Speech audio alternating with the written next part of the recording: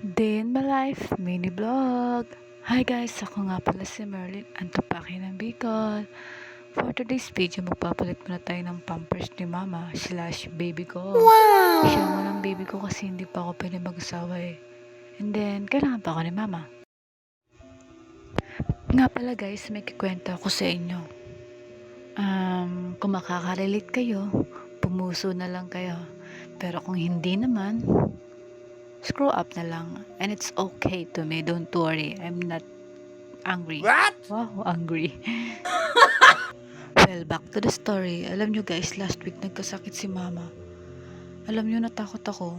Natakot kami magkakapatid. Natakot kami hindi dahil sa magiging panibagong responsibilidad, panibagong pagod.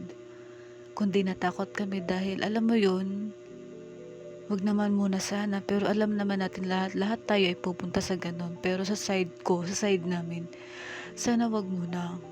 Kasi hindi pa namin kaya. Alam namin na malalaki na kami, may isip na kami, kaya na namin ang sarili namin.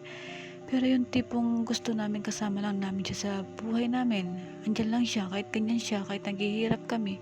Gusto namin, kasama lang namin siya.